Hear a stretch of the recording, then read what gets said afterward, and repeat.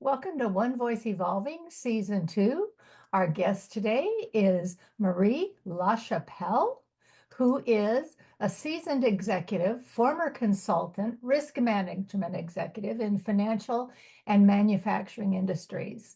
She is the author of Dear White Lady, a series on a smart stack at substack.com, and you can find her on Blue Sky. Her episode 7 about Dear Mrs. White Lady, it is about racism, is going to be the core of what we talk about today. She has humor, she has intelligence, and she has historical data like I've never seen. So please welcome us and enjoy the show.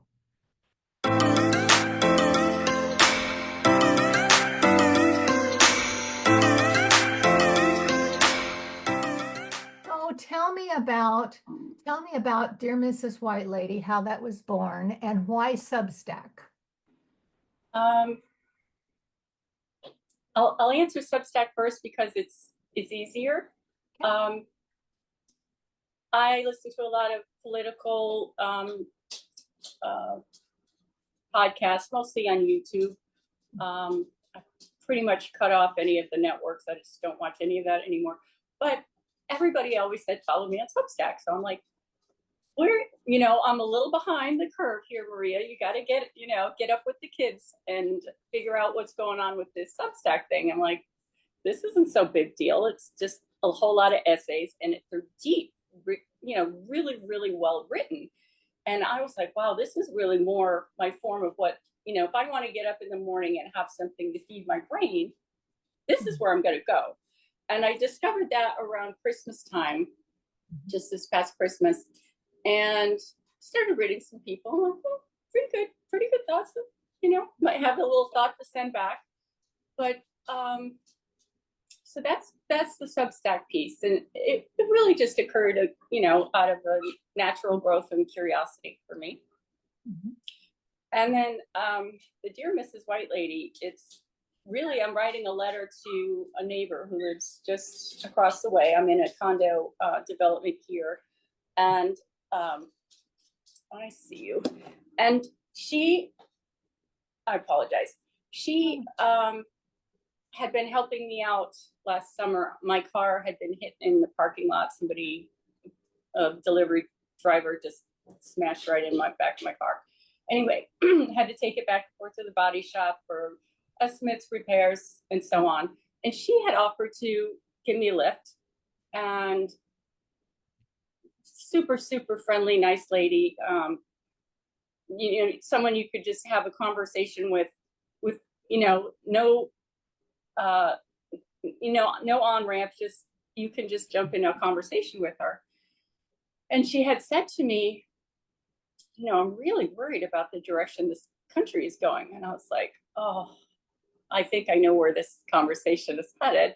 And it's not, and I said, me too, but I think for different reasons, And she was going on about immigration. And the problem with immigration is, and I know that she was a stay-at-home mom. She's probably 5 years older than I am. I just turned 60. She has really never had to, be out in the marketplace. But for people who have to work, it can be very, very tough, like to find work and stay employed through all the bumps in the economy. And I was talking to her about, immigrants are really doing a lot of the work in our, restaurants and back of house, and they're the ones out picking vegetables, doing, stoop labor, as they call it. And most Americans don't want to be a dishwasher and don't want to do that sort of work. And they really aid our economy because they pay taxes. They pay taxes into Social Security. They will never see the benefit of those taxes back when they retire like we will, because they don't have citizenship status to receive that as an American benefit. So they're paying taxes, they're contributing to Social Security, all this other stuff. Anyway, she's like, I don't believe any of that. So the next time we got together, I used to read the newspaper in the morning, and I always just went to the opinion page, and I circled a couple things, like need to read more about this, and I give myself a little homework every day. And I brought the article article with me the next time I knew she was going to take me out. And I just like, oh, you don't just have to have this article with me. Let me just leave it in your car. You can look at it later. But here's some facts on immigration that I think you might, be interested in. And she said to me in a way that I can just tell you, Miss Kim, it broke my heart. She said, I'm not what you would call a reader. And I said, well, where do you get your information? How are you? And she's like, well, my husband and my family, they're really, really into politics and they know what they're talking about. And I just don't really want to spend my time doing that. And, there's that overlay of what you've talked about in the past, that white privilege of I don't have to be engaged because it doesn't affect me personally. But I think things will start to affect her personally. But that's really, I'm trying to reach to that woman. I'm trying to talk to her. And darn it, if I don't feel bad that I didn't work a little harder before the election, Yes, I do know. And I mean, that comes from my heart. I'm getting a little choked up here, but I feel like I was a little wimp, and now I'm like, it's time to tell us white ladies how it is, because we don't have any problem telling other people what it is. Right. And the evolution of the letters, I think you can probably see it kind of starts with building a rapport and, hey, I might have seen you at the HOA or at Whole Foods Market when I'm buying my, expensive groceries. But I should have talked to you and I didn't. I'm really sorry. Want to kind of catch up, and it's the rapport building from there on. And then by the time I'm getting to my episode 7, which I think is the most important piece of my series so far, I just ripped the Band-Aid off. I'm like, we have to talk about some things, and a lot of things that I feel deeply about, but I haven't had the opportunity to talk to anybody about them specifically, excuse me, the intergenerational harm from us not pulling Black ladies up behind us just oh my God. bugs the heck out of me. I mean, think of all, I think about these, for lack of better term, wash women who worked full-time jobs and took in other people's laundry at night as a separate source of income. And my own mother did that. And she also worked full-time. And we weren't, necessarily disadvantaged at all because of our race, but just by poverty and living out in the country area. But the amount of harm that has happened, the lack of their ability to create wealth, to go and get an education. I know that you did later in life, but they still can't step out of the workforce and go do that, And then, the whole disparity between what a white woman makes and what a white man makes. That's I checked the stats, and we make 82 cents to the man's dollar. So we're still 18% behind in everything, from building wealth ourselves, from having that money put away for retirement, that it compounds over the years. And Black women are even more at a disadvantage. They're making about 62 cents to the white man's $1 for the same work in the same position. Yeah. And this is, if we had worked together over these years, what could we have accomplished? Instead, we clung to our sense of whiteness, and I can't get defensive about that. I see it for what it is. And a lot of people don't want to have this conversation, Miss Kim. They're just so afraid to tread out on that water because the ice is so thin, Well, and so after the election, when 52% of white women either didn't show up or voted against what we all were working toward, and the Black women took a giant step back and said, don't even, Exactly. don't even. And I felt that. I'll cry. And by the way, for the record, these are not white women tears. I have to justify that every time I cry now. It's like, that's not what this is. But it was the first time in my life, and I am well over 60, that I stepped outside my front door and looked askance at my white neighbors, my white female neighbors, going, I don't know which side you were on. And I don't trust that you are a safe person in my world just because we look the same, which has always been my standard, right? The ones you don't trust are the ones that look different. No, no, no, no. The ones you don't trust are the ones that are in your skin. And the best thing they ever did, I mean it. I was on TikTok at that time, and it floored all of the white women voting blue, and all that they had done, and all the things they don't know what they're saying until it comes out their mouth, and even then they don't recognize it. To these Black creators and these Black women who had invested their life and soul and body and free labor into this event.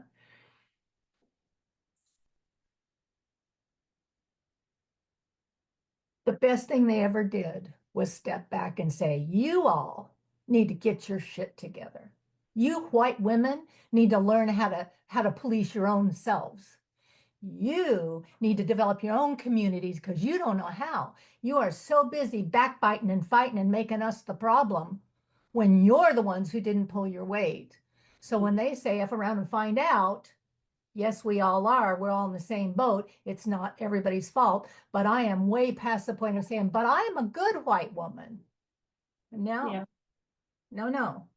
And that generational history is what drew me. This episode 7 of yours is going to be recommended reading for every white woman I ever encounter going forward. Because first of all, your writing style is riveting. And your insight is precise.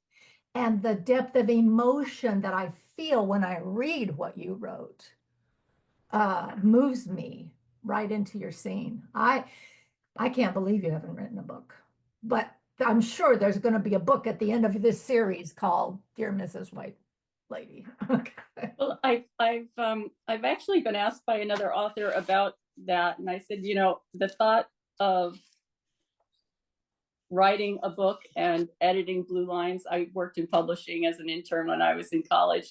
Makes me want to be physically sick because I know how tedious it is. But I think I would love to do a series, a podcast series where I read, the whole thing, but probably I would change the order a little bit. And maybe I would add in things that I haven't along the way. And of course, break up some things because episode 7, that was a monster ride, that one probably took me about 10 days to get through that. And all the ideas I've had for a while. So it wasn't, the creation of the idea is just, how do I talk to the Mrs. White Lady? So maybe she'll listen to me, just maybe. Right. And I thought, well, how do I like to be talked to? So I just said, I'm just going to talk to her like a friend. Just, I'm sorry.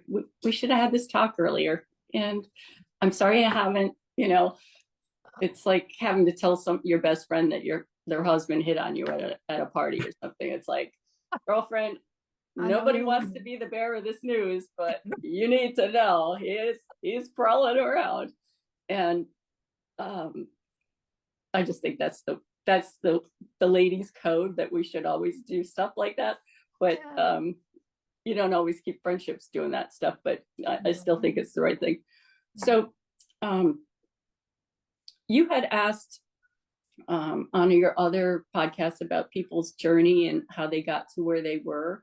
Yes. And I had asked you similar questions. And I don't know if you talked about your journey on your own podcast. So I'm just curious because I haven't watched all of them. Oh God, yeah. And I don't have TikTok, so I didn't get in on that that wave. Right. Yeah. I would say, I mean, I've lived a white privileged life, middle class, America. You know, I didn't start to wake up until George Floyd. And when that video happened, and it was the video, it was the fact that somebody caught that live action, so I couldn't deny it anymore. Mhm. And it was a pivot point for me because my mother's heart for his pain and his family and our country and all the stuff. It just came right here. But more than that, it started the process of me looking at my entire life through a different lens. Mm. When you find out your husband's been unfaithful, you all of a sudden everything from the beginning of the relationship is up for reimagination. Okay? When you find out you're in a religious cult, all of a sudden everything they taught you about the Bible is up for revisiting.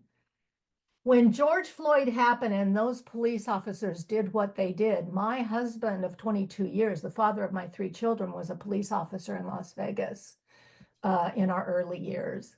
Oh, my And word. he used to pride himself on going over to the black side of town, Mr. Mike, Big Mike, and doing damage, and would tell the stories with such pride. And it never registered in my 21, 22-year-old brain that there was anything odd about that. Right. Never registered. It never even registered. And my assumptions had always been that racism only happened in the South, and that was a long time ago because I was from the West and we were diverse and all the things I imagined. Racism only happens south of the Mason-Dixon line. That's what my parents taught me, right? As they were Right. teaching me that Black people weren't safe Right. for me. Right. So that started me on my learning. That was and that was during the pandemic. So all of a sudden, people like me had time to let new information in. And so I am like a sponge of knowledge. I'm always a full-time student. So I started working with white supremacy, with Black creators, with learning, right? Started the book studies. That's what white women do. We go to book studies. And so I went to book studies led by Black women. And over that next 3 months, some of the Black people leading that became disenchanted or exhausted or whatever from our white leechism, and there started to be conflict back. You know, all of a sudden we weren't doing it right, we weren't doing it perfectly. A white woman's worst fear, oh no, I offended somebody, or I didn't look like I know what I'm doing, or and so then I went to a white women's book study, and we were the blind leading the blind, man. And so we took the book and we said, okay, we're going to do this. But it was so hard. It was so hard to look to the truth and hold each other accountable and be nice at the same time. That piffled out. It's nearly it's almost the conflict's too great. You hold that kernel of truth in one hand, and then you're trying to figure out, how do I get from there to here? And as your mind starts to go through that logical process, focused on helping. You're focused at that moment in time. You're the helper. You're the white savior. Even though you don't call yourself that, right. You're gonna help because you're gonna learn, and and especially white women leaders, which is why that's who I work with now. So a couple of years pass, the 2-week pandemic thing turns into 2 years, whatever. Dr. Nikki Lanier, who has the Rare Woman Collective, a Black creator who worked with the Federal Reserve. She's a very fabulous leader. Harper Slade. Woman after my own heart. Okay. She's amazing. Was doing a live event in Louisville, Kentucky for white women leaders. And she had room for 150 or 200 women. And I was getting on an airplane from somewhere, saw her TikTok, and was so drawn to her graceful heart and approach toward white women trying to help who didn't know what they didn't know, that I said, I just have to be there. And I pulled out things out of my butt and went. And it was 4 intense days of being in a room with white women leaders and watching them. I learned as much from the women in that room and how they reacted to her content and her presence as I did about systemic racism and why and what it cost me. But the part that pivoted my life there was the question that she asks every first timer. What has racism cost you, dear white lady? Mm-hmm. Because if you can't answer that, you are never going to have the heart or the guts to do what's required to change this system until it costs you personally and you can identify that. And so for me, it cost me relationship. It cost me safety because I was taught in my segregated world that we're not racist, even though my parents really were Archie Bunker and Edith. Okay. Um, that that Black people were dangerous and you shouldn't go to that part of town and you shouldn't go to that store and you shouldn't this and that. And you children learn what they live. And then I, raised my children not to be racist because I always had Black friends, but I had to keep them secret, okay, because my parents. And May it was, may I interrupt you for a moment? yeah, When you say you had to keep your friend's secret, was that an overt, you know, thing, or did you just learn that we don't do that? oh, the first time I played with a Black child, I was 4 years old in Dallas, Texas. We were visiting friends. I found a friend across the lake, a little Black girl. We were playing Oh, together. I love when It you was get the friend at the lake cottage or whatever. so much fun. Yeah. And I brought him home. And Texas, I didn't know anything then. And they made us stop playing and made her go home and called her some name and said, we don't play with that kind here. I was 4 years old. When I went back home to Henderson, Nevada, there was one side of the highway was Carver Park where the Black people lived, and the other side was no, not Victory Village. That was where my parents lived before I was born. Valley View, and those were houses where white people lived. What And year? I About what year was this? In the 60s or 19, that was about 70s? 19. I was born in 55. Well, that dates me. Uh, so it would have been 59, 60, 1960, right? Early 60s, because it stayed Okay. that way all throughout my elementary school. So that was when redlining was happening. And Okay. yeah. In the rest of the world. Mm-hmm. And I would sneak out of the house. I would get my little sunsuit on and sneak out of the house and walk down our block and across the highway to go over there to their grocery store because Mr. Washington ran the grocery store. I was 5 years old and he was so nice to me. And I would take my penny candies and I would buy my penny candies and then I would come home. And every time I was coming home, I'd get across the highway back to my street to go home. And my brother who drove and my mother who did not would meet me in the street with a yardstick Oh my word. all the way home because I did that. And I continued to do that. It was worth the beating because they were nice to me over there. Wow. So, what does it cost me? So, by the time I was a teenager, I was 16. There was a boy I had a crush on from French class. He was Black and he was beautiful. And I knew enough to know that I wasn't allowed. And I hid and snuck intentionally and purposely that for 2 years. Um, and I mean, I can only imagine the cost it would have been to you had that relationship been revealed right, with this beautiful person. right, If you were beaten by your own brother in public right, with a switch or a yardstick, right. and Yeah. as a child, what Yeah. would have happened to you as, a young woman coming into her own, Right. because we get very dangerous at that age, Yeah. to other people. Yes. Oh my And so word. I You always, were really taking some chances. I, I was born to tell people secrets. I was born for it. It's wired into me. My mother lied about her age. I was 4 years old. Somebody'd knock on the milkman would knock on the door. I would run to the door to beat her. And first thing, you want to know how my mom is? She's 44. She hated that.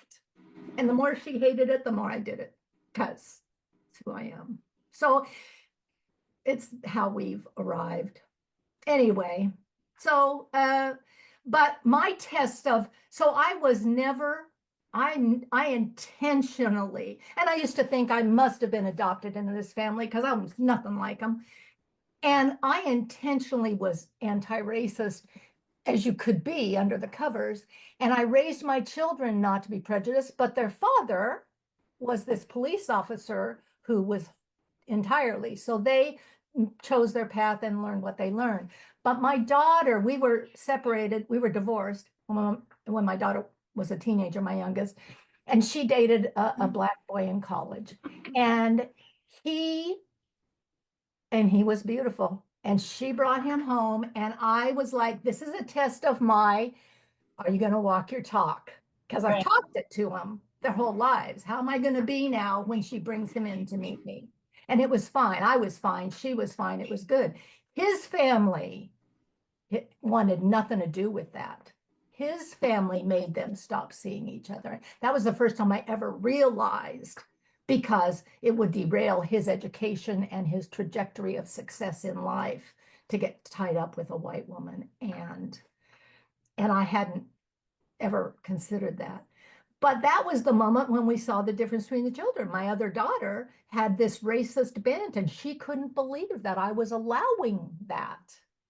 Her older sister. I'm like, why wouldn't I allow that? I encouraged it. So there's always been that. It's just always been part of who I am. And this time, this is this point in life. And this is what I love about menopause and what I love about why I work with only women, mostly over 50. But I've said 40 because sometimes they're ready at 40, 45. the their little turkey baster thing popped up. Yeah. Not baster, that's the wrong word. You know what I mean? When the thing says it's done. They have to get enough through their programming and enough empty nesting and enough life experience to say, I have the time, I have the energy, I have the resources. What's my take on the world? What do I want to see for my grandchildren? And sometimes, like in my case, it takes interracial marriage in your children to say, oh my God, I can't stand for my grandchild to be treated this way. That sometimes will move white women. We will do things for our children we would never do for ourselves. It's interesting that you say that, but there's the flip side too of people who say, oh, not in my house, tough love, whatever they called it when I was growing up. There's just as many moms who turn their back on their children because of these significant issues over who you love. And, to your credit, you had these experiences as a child, and, answering that question, I wrote it down because I thought how moving, what an important thing maybe for me to think on and write about. What has racism cost you? And if you can't answer the question, you don't have the heart and guts to get at this. Yeah.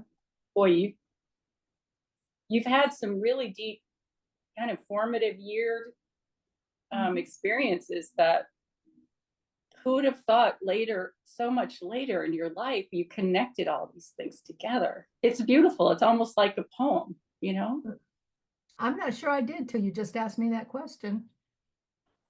Oh, darling. I don't think I've ever said that out loud in sequence before. Wow. But yeah, yep.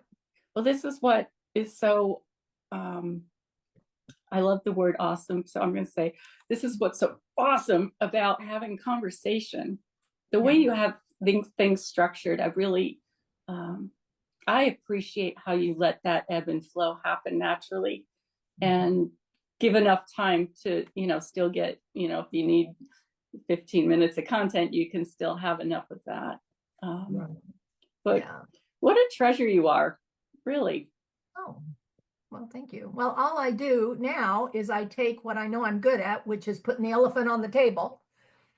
And One Voice Evolving started a year ago to keep me accountable. I started it Yes. because I know that if I don't do something every day to advance racial equity intentionally, I have the privilege of going back in my white bubble and riding this thing out. Whatever happens, happens. I'm not Jewish. I'm not Black. I'm not, whatever. And I don't want to do that. So I'm intentional about not doing that. And One Voice Evolving started out to be reclaiming joy in DEI because I was working with so many women who were burning out, our age, burning out, not given to the thing anymore because it was just so futile. It was so corporations were checking the box instead of doing the work, and it was awful. So I was coaching and that kind of thing. May I interrupt? So Yeah. when you said you were working with women, were they primarily white women, and Yep. they were getting Oh, burnt out because, yes. well, I can assume, I'm just guessing, that the unseen labor at home, plus being put upon and having to work a little bit harder than everybody else to stay where you are, never mind to get ahead. Well, that's standard. Yeah. But then when you're doing DEI work and they hire you, you're a white woman doing DEI work because it's a white culture doing it, and they maybe don't want to hire Black women, or Black Oh, they women want the are messenger too to be the intense. messenger's the message. Okay. All right. Those are the places that are checking the box. Mm. Those are all the places that have run away from DEI now. The ones who are checking the box because if they want a federal contract, they have to be And equitable. Target, if you're listening, I hope you lose all your customers. Hello. Yeah. Yep. Thank you. Absolutely. No more interruptions from me. Oh no, God, it's your podcast, you guys. Anyway, so my growth this year has been because of guests like you, because I bring my whole authentic self to the table. And what I said in the beginning is I don't want the academic, because we can all talk from our heads all day long about any topic. I want to pull back the curtain with guests, what's raw, real, and relatable for my white women, people who are watching, to get a sense that you don't have to be perfect. And it's not, and you don't have to change the world in your lifetime. You just need to take your next baby step. It could be over coffee with one of your children. It could be at your church when you're, in your little sewing circle. It could be, and I happen to have a voice, and I happen to have a presence, and I happen to have the credentials that give me access. And I thought I couldn't do anything else, but I can do a podcast. And besides that, I was sick and tired of getting, there's my aha. It's why I went off Meta finally. I have grown businesses, coaching businesses using Facebook ads since 2010. When I came in with racial equity, they wanted me, they considered it political, and I could not get past, and they quashed my content. They wouldn't take an ad from me a year ago because it was too political, because it said racial equity, too political. So that was even before this election cycle. And I realized for the first time, this is what Black creators are up against. You don't get a voice on our white platform. You can give us money and we'll take your money, but we're not gonna run the ad. I lost my mind.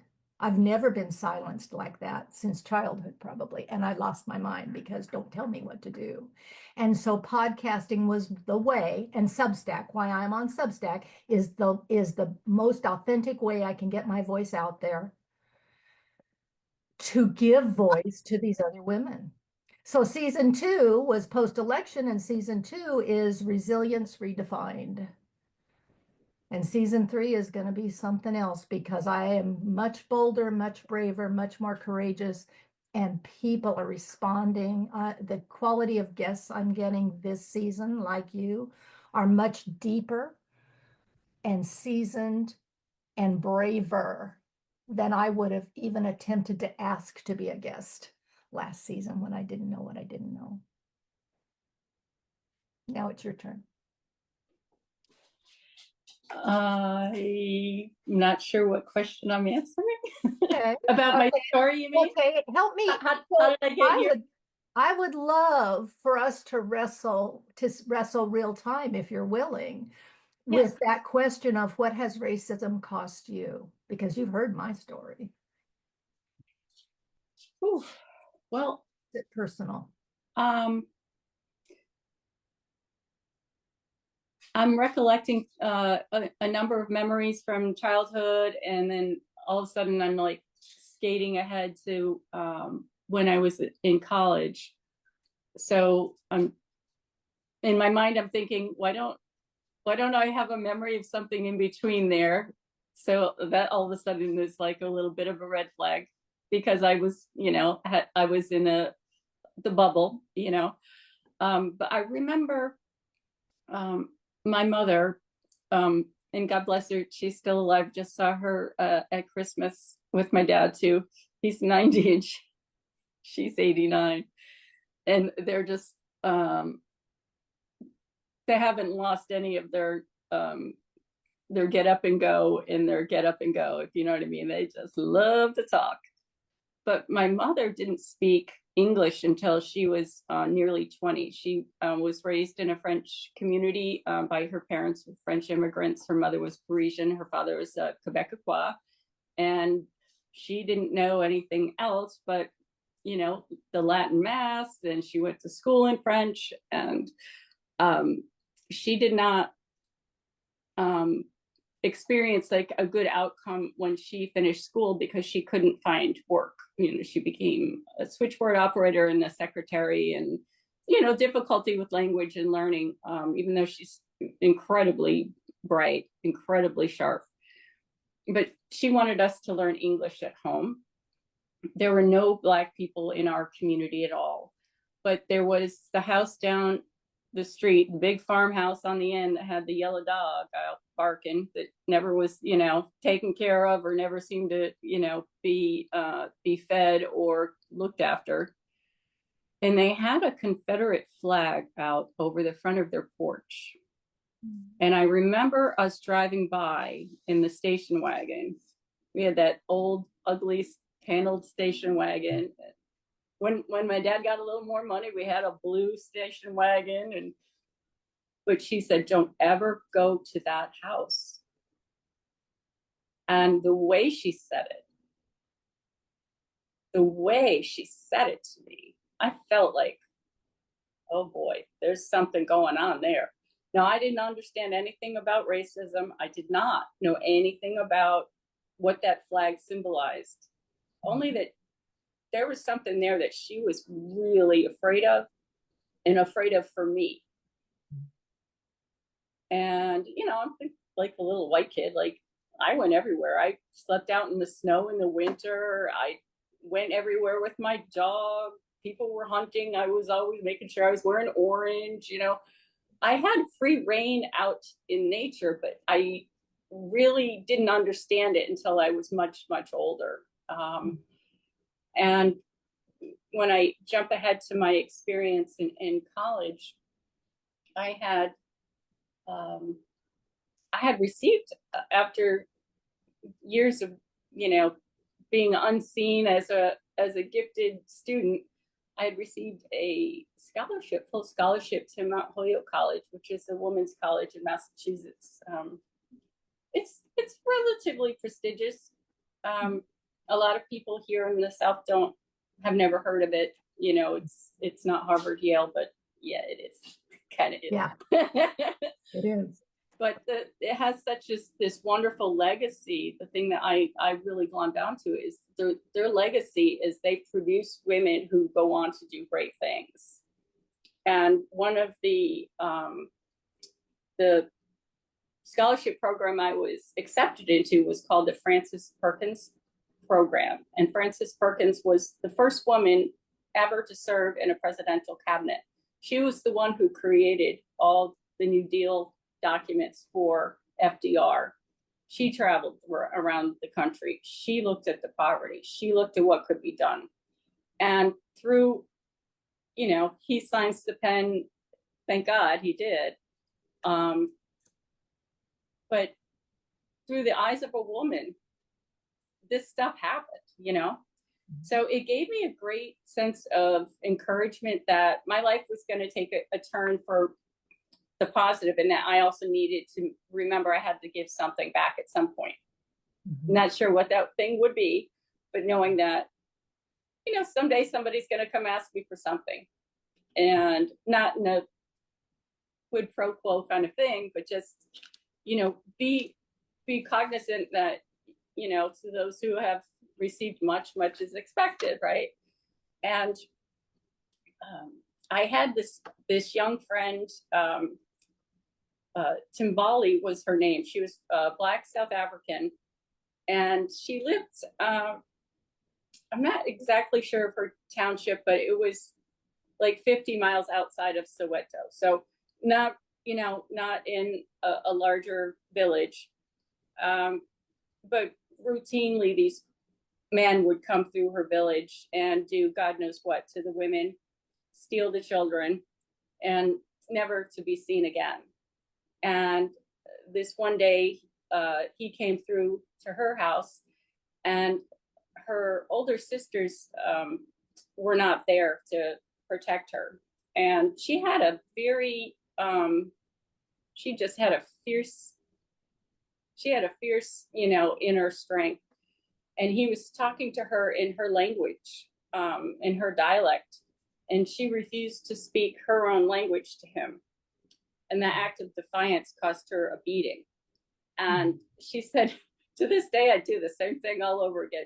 That, whatter came into our home, our village, and our home to do harm to us. Why should I even bow down even more to him?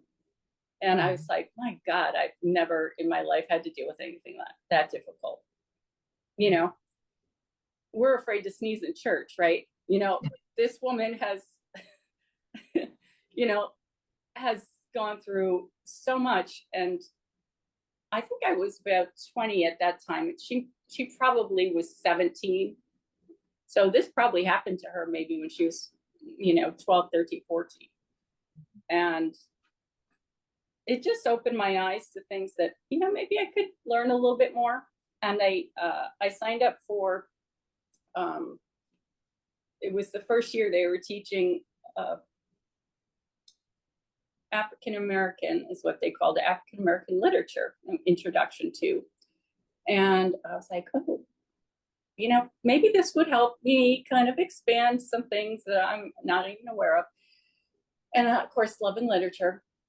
Well, the professor, who is clearly at least half white and Black, had me, the only white kid in the class. There was only 8 of us in the class. He asked me to write an essay why I wanted to join the class.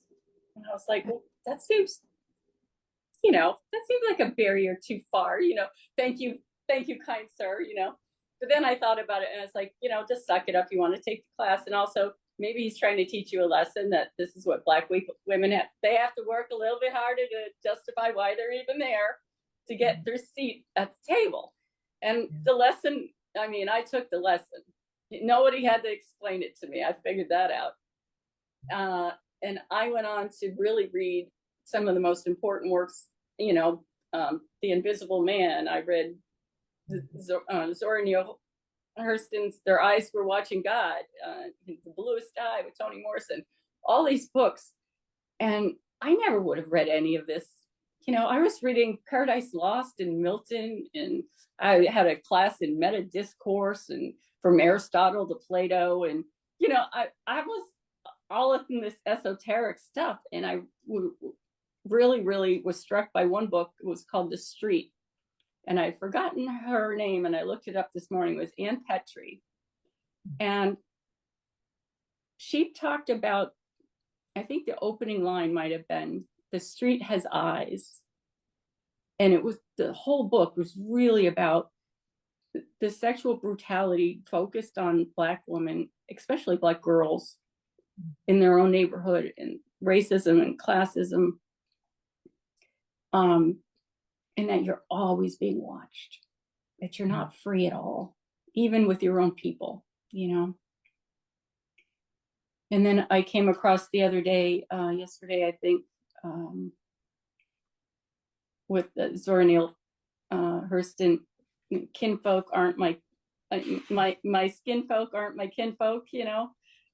Or maybe it's the other way. I think I got it wrong. But that it is the skin folk and kinfolk is what it is. I did the same thing. And so that was kind of my trajectory through college. And then after college, I worked in New York City. I worked around some extremely prestigious Black people who were extremely high up in the banking industry, attorneys. I didn't see around me this diaspora of Black, oppression. But a lot of us who are young and trying to get ahead, we would come in on Saturday mornings and Sunday mornings with our little coffee and our little, tweed jacket or whatever, and our jeans, and try to get a leg up on the next week. And one of the young gentlemen, actually dated him for a while. His name was Ian, and he came in on Saturdays and Sundays. I'm like, where are you going? You look like you're going to a wedding or something. It was summertime. And then one day he came in, I said, you must be going to the US Open, because the US Open was happening. And he's like, no, I'm not going to a tennis match. If I don't dress nicely, they don't let me in the building on the weekend, because the security guards didn't know him. And I'm just like, oh my gosh, and because I just cared so much for this person, I was really hurt. And I wanted to, I want to go do something. Like, what am I going to do? Nothing. And I did nothing. But it helped me understand that you don't always see things that are right there in front of you. And through my career, I had opportunities to be advocates for employees in unionizing situations, to take the temperature, if you would, of employees. And this one company was the old International Harvester. I spent about 2.5 years just interviewing employees in all their different plants around the country. And I had a lot of awakenings about race. Even when I think something wasn't about race, it turned out it was. And one of the problems was one plant in particular. It was right outside of Memphis, Tennessee. Had the worst morale, and was uncanny how different that one plant was related to everyone else, every other plant. And so I'm thinking, okay, it's a leadership problem, right? Well, it was really a legacy problem, because the company, when it was when that plant was bought and sold, nobody cared about those employees. They were just numbers on a spreadsheet. It was 10,000 people, 5,000 people, a zero on the end, lose it. People were hired, fired, and rehired. But there was also a plantation mentality about how people overlooked the manufacturing process. Tell me more. And that one experience, I didn't know such things existed.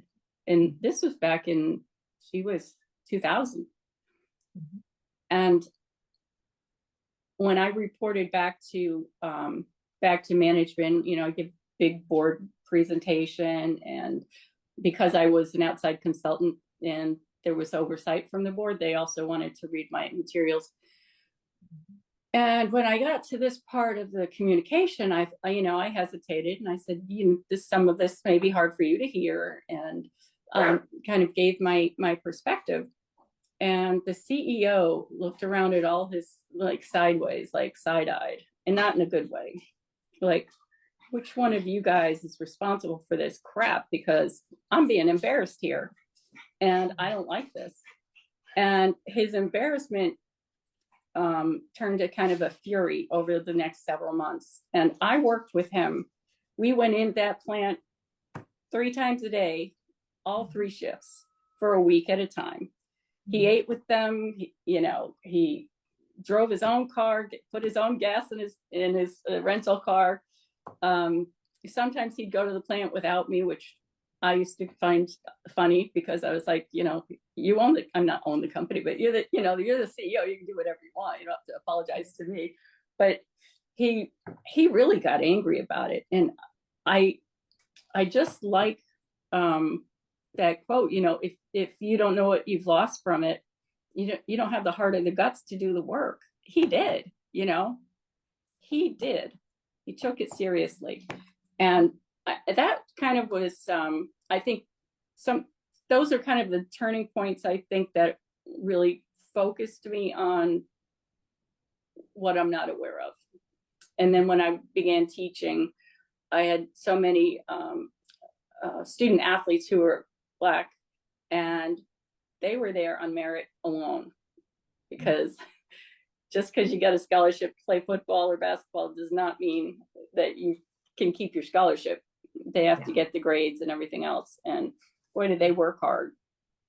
And I developed a relationship with 6 of these young Black women on the basketball team, and they had made me their honorary coach. And I'd go to the games, and I'd be right there next to the coach, cheering them all on and everything else. And when I developed breast cancer, they had a fundraiser, and they kind of named me as their honoree, even though it was dedicated to, all women who maybe have been touched by breast cancer.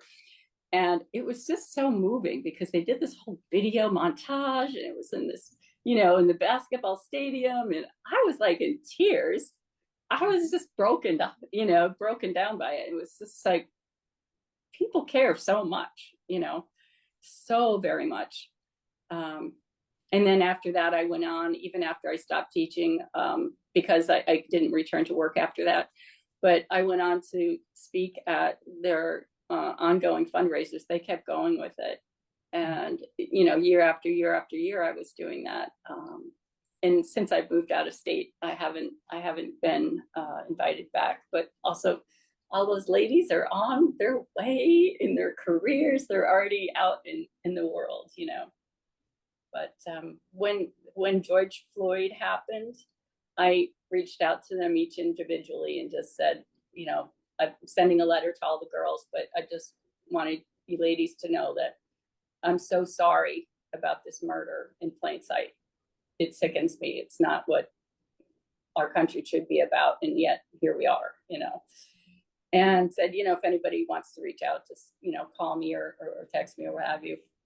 And a couple of them did just call to say, it meant a lot, because our white friends don't say anything. They don't even acknowledge it happened. And to them, it's like, we live in this fear. How could you not recognize how important this moment is? So when you touched on it, it really struck at me too, Kim, because I remember that moment. And it seemed that his death continues. It just happens over and over and over again, because we've all seen that tape. Mm-hmm. The trauma doesn't end with the event. Right. Yeah. It's with the recognition of who we are, what monsters we can be, Or with the fact that everybody was Black Lives Matters until it was inconvenient, and then they disappeared. So 6 months later, after that, Mm. all of a sudden, all that white support and all of that, okay, we're on to the flavor of the day, on to the next thing, and we left it like it never happened before it was ever really resolved. So part of our social media and our isolation from COVID and and the perfect storm of events in the world has led us to be far more reactive than intentional activists about things that are deep and core and matter. And It's how do we, by telling our story, and it's only in the stories, and that's what I love about your writing. It's only in the stories that people have a heart connection. It's not the data points, it's not the historical legacy, it's not how Social Security was established. It was when right. I realized that my children, because of their father's military service, got educational benefits when I was a single mom that allowed them to go to college and get a leg up Mm. and to have a stipend while they attended college, which I never got to have because of that. But when I discovered that Black veterans, the VA was not established for them and they served, but they didn't get the benefits. And therefore, again, another place that legacy wealth through the family line was denied. The the juxtaposition of our lived experience of privilege that we just I assumed was across the board for every veteran had not always been. Voting rights, I assumed were across the board for every woman. It wasn't until, and I'm like, I have a master's degree, educated at the best schools in the country. How did I never hear about this? Juneteenth. How did that happen? I have so much to say. Yes, the Juneteenth story, I referenced that. I didn't mention it specifically, but writing, I think it was in my second episode about, from this naivete of, gee, even in the 1800s, the mail took incredibly long. It took 2 years for the Emancipation Proclamation to reach Texas. Oh my word, you know.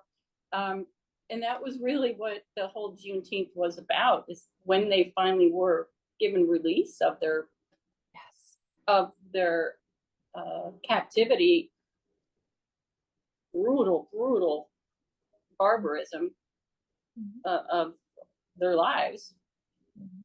And yet, even after that, the promise of America still didn't exist for them. Now, Jim Crow and everything else.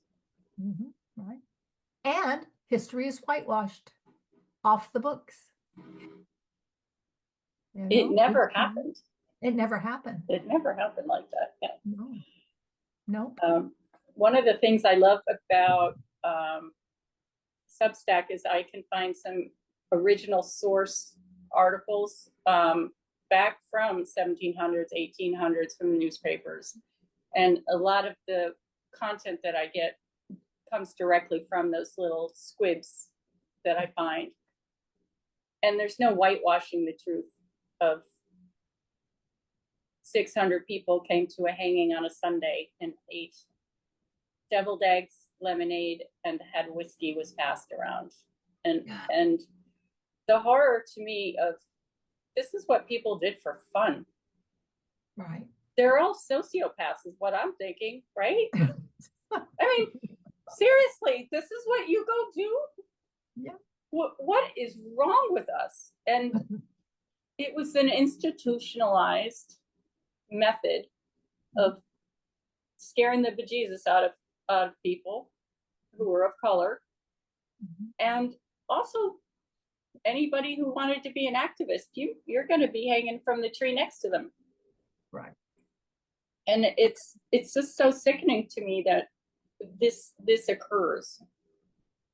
I was equally frustrated and hurt when I watched that video of the two Nazi Graham and Gramps, as I call them, who came in and they wanted their Nazi knives Nazi'd up a little bit more, a little jazzier.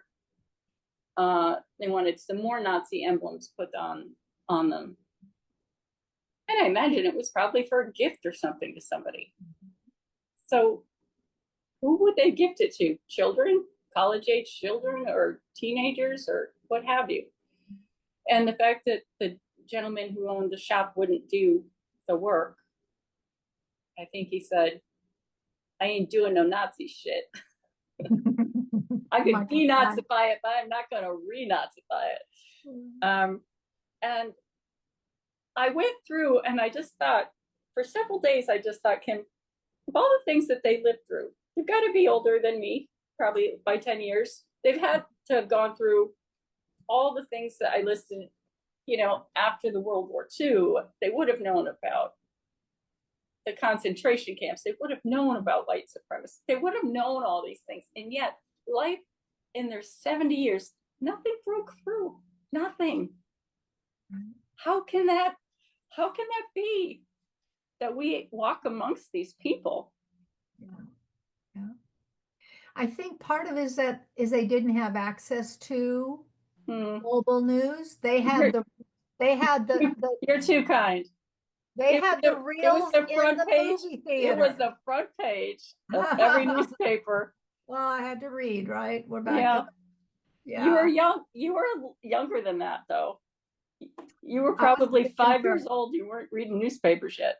We are still, and I draw a parallel, history and today. So it's like I can't believe they were like that, and yet that is where we're headed back to. Yeah. And I had to, and I have to regulate on top of all of the change in my consulting and my life and all that. I have to regulate the way I take in information and when. If I take it in right before bed, I have nightmares. If I take it in the middle of the night, then I've had a 5-hour sleep cycle. If I take it in the morning, I'm sick. So how do I stay abreast of things? But so I take myself to the 50,000-foot view and go, okay, wait a minute. My parents lived through World War II. They were born right after World War I. So they lived through World War II, Korea, where my father served, Vietnam, and I think they might have been around, they probably passed just before Iraq. Okay. So they've been through wars and rumors of wars. This is nothing new. Mm-hmm. But the difference is because I'm looking at me, my children, and my grandchildren, and we are so soft about resistance. We are so insulated from the hardships of war, even though we see it on the TV. We see the crash into the towers. But we never had to stand in line with rations for butter or silk hosiery like my mother did. And we didn't live through a depression so badly that you had to move your family and what belongings you have in the back of the truck to the Dust Bowl to try to find sustenance. Right. And I thought this that I have to accept is that this may be the season of hardship that every generation for millennials of history has endured. We know about war, but we have never lived the hardship that we are fearfully facing right now. And therefore, we have never developed the strength that the Black people had in the Underground Railroad to escape the South to go to Canada through our little town, only to have the state of New Hampshire erase that 100-year history and have it uncovered in the last 15 years. Because according to the state's records, there was never a slave owner or a slave in the state of New Hampshire. We were spotless until they discovered Portsmouth, New Hampshire was a slave trade harbor. Right. So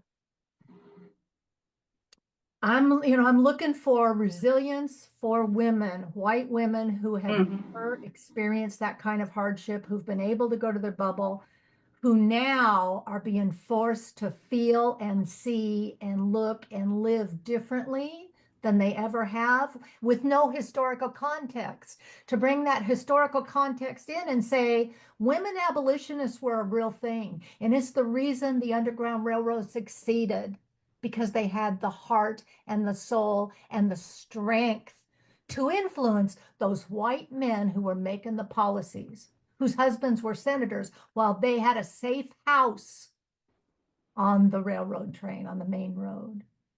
And there are stories about the parallel universes between what you described in New Hampshire and the ladies from Rochester. I don't know if you're aware, but there were a group of abolitionists from Rochester, very well heeled, very well funded, who had the ear of their husbands and their families' money, and they did a lot behind the scenes, but their funds actually helped move people from hither to thither.